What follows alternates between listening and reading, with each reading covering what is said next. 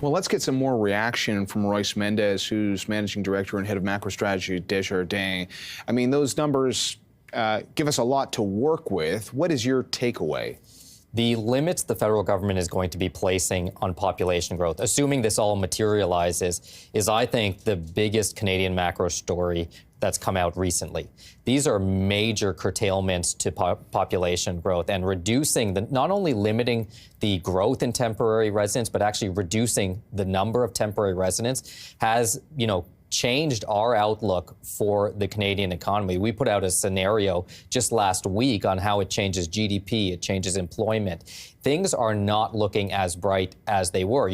As I said in the last segment, the only reason we avoided a recession last year was because of strong population growth and a strong U.S. economy. And now you're removing one of those from the equation. I think every business in this country has probably benefited from a growing population, more people to purchase goods and services. They've also benefited from having more labor available to hire. We were facing some pretty severe labor shortages a couple of years ago.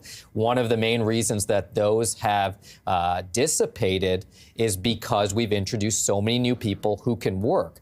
As we move forward in time, if we see these limits put in place, that's going to remove a big growth driver for the Canadian economy, and it's going to reduce the available labor pool for businesses in this country.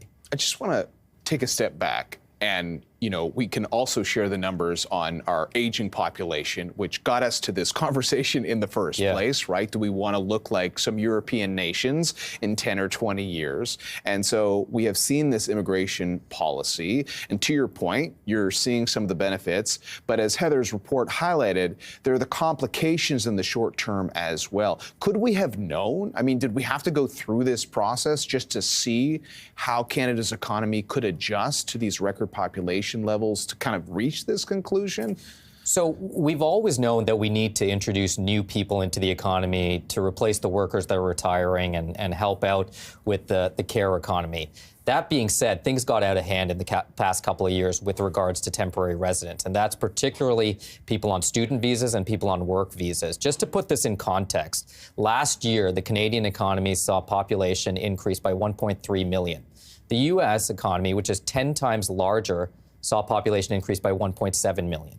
That is a stark contrast when you think about it in those terms. That's how fast the population was growing. So it's no surprise that a housing market that was already struggling pre-pandemic to keep up with demand has been absolutely decimated in terms of affordability after seeing this surge in population growth. And that's why policymakers had to do something to address this. They were trying to do things on the supply side for the housing market. Those are more long-term in nature answers to these problems. The shortest term answer is to curtail population growth. So just a final question on housing, but to lead up to it, I feel like you've outlined that we have grown through policy. We've had growing pains through policy. Policy is evolving to address those growing pains, and then that raises new questions about our growth as a result. But then on the housing front itself, because you have other considerations like the interest rate environment, you've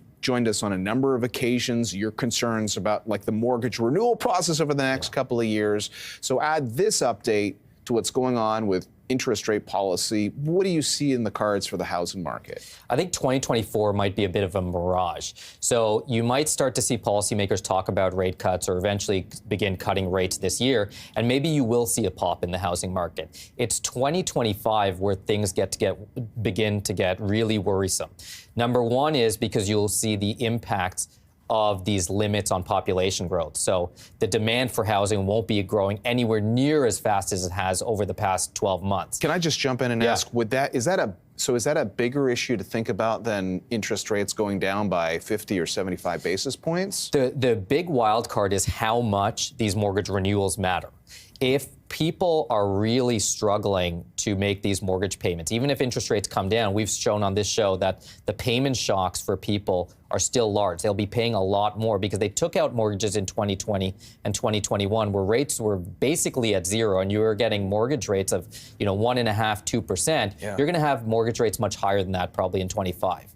That's the problem. And if people are really struggling, then the housing market is going to be under a lot of pressure next year because you're not going to have the population growth to continue to fuel that upward momentum. So I think that 2024, whatever we see, if we see a rebound in the spring housing market, if we see a rebound when rate cuts begin, I don't think you can extrapolate that to believe that you know what's going to happen in 25 and 26. Those years could look very different in terms of the housing market and actually just generally the overall economy because population won't be there to paper over all of our other problems here. Wow, it is a real